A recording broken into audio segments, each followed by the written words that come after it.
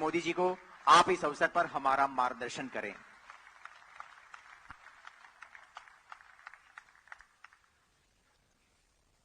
नमस्कार। गुजरात के गवर्नर श्री आचार्य देवव्रत जी, गृह और सहकारिता मंत्री श्री अमित भाई शाह, केंद्रीय कृषि और किसान कल्याण मंत्री नरेंद्र सिंह तोमर जी, गुजरात के मुख्यमंत्री श्री भूपेंद्र भाई पटेल जी, उत्तर प्रदेश के मुख्यमंत्री योगी आदित्यनाथ जी, अन्य सभी महानुभाव, देश के कोने कोने से हजारों की संख्या में जुड़े मेरे किसान भाई और बहनों, देश के कृषि सेक्टर, खेती, किसानी के लिए आज का दिवस बहुत ही महत्वपूर्ण है। मैंने देश भर के किसान साथियों से आग्रह किया था कि नेचुरल फार्मिंग के नेशनल कॉन्क्लेव से जरूर जुड़े। और जैसा अभी कृषि मंत्री तोमर जी ने बताया, करीब करीब 8 करोड़ किसान टेक्नोलॉजी के माध्यम से देश के हर कोने से हमारे साथ जुड़े हुए हैं। मैं सभी किसान भाई बहनों का स्वागत करता हूं, अभिनंदन करता हूं। मैं आचार्य देवव्रत जी का भी हृदय से अभिनंदन करता हूं। मैं बहुत ध्यान से एक विद्यार्थी की तरह आज मैं उनकी बातें सुन रहा था। मैं स्वयं तो किसान नहीं हूं, लेकिन बहुत आसानी से मैं समझ पा रहा था कि प्राकृतिक कृषि के लिए क्या चाहिए, क्या करना है। बहुत ही सरल शब्दों में उन्होंने समझाया है और मुझे पक्का विश्वास है आज का उनका ये मार्गदर्शन, और मैं जानबूझकर आज पूरा समय उनको सुनने के लिए बैठा था, क्योंकि मुझे मालूम था कि उन्होंने जो सिद्धि प्राप्त की है, प्रयोग सफलतापूर्वक आगे बढ़ाए हैं, हमारे देश के किसान भी उनके फायदे की इस बात को कभी भी कम नहीं आंकेंगे, कभी भी भूलेंगे नहीं।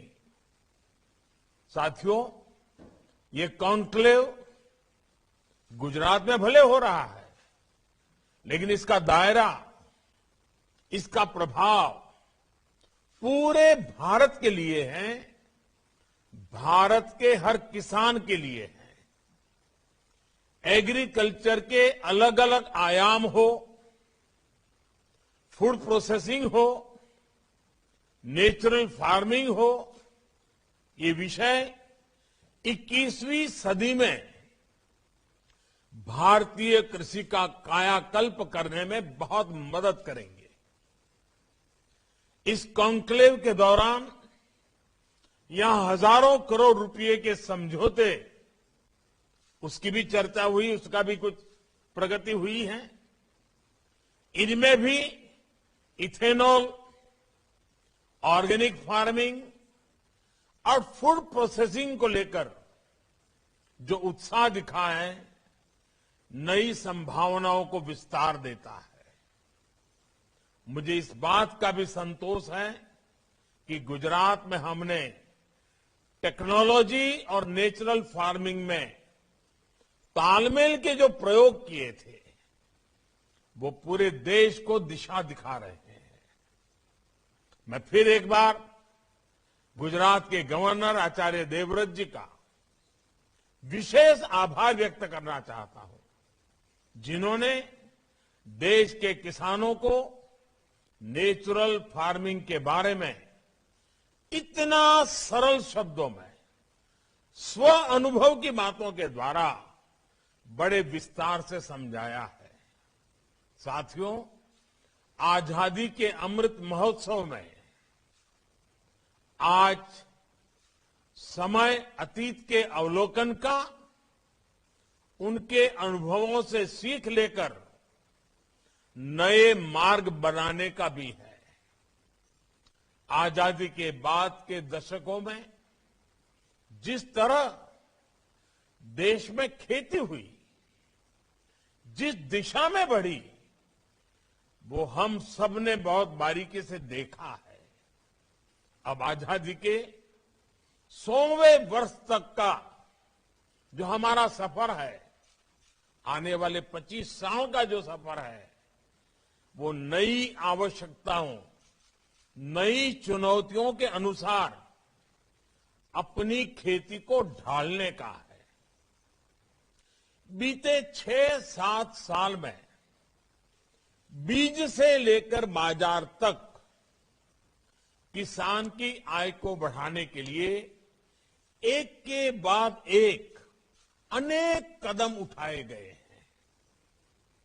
मिट्टी की जांच से लेकर सैकड़ों नए बीज तैयार करने तक, पीएम किसान सम्मान निधि से लेकर लागत का 1.5 गुना एमएसपी करने तक, सिंचाई के सशक्त नेटवर्क से लेकर किसान रेल तक अनेक कदम उठाए हैं।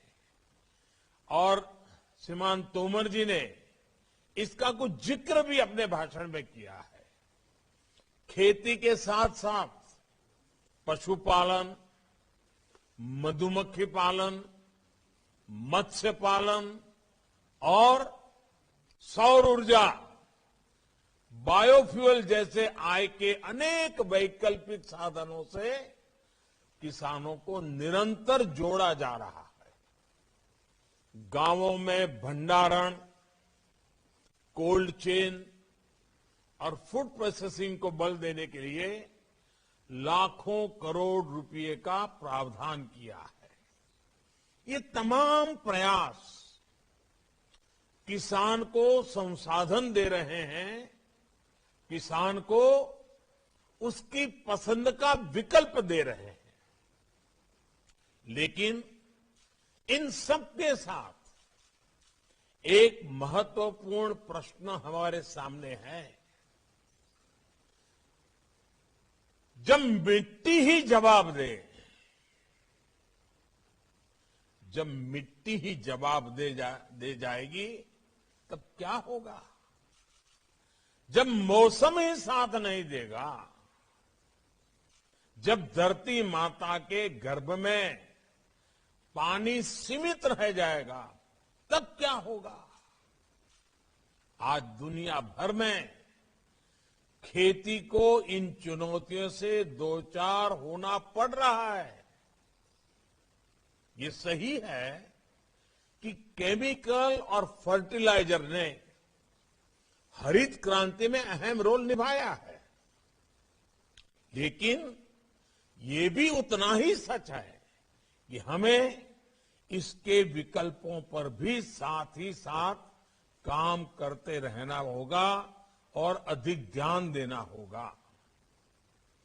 खेती में उपयोग होने वाले कीटनाशक और केमिकल फर्टिलाइजर हमें बड़ी मात्रा में इंपोर्ट करना पड़ता है। बाहर से, दुनिया के देशों से अरबों खरबों रुपया खर्च करके लाना पड़ता है।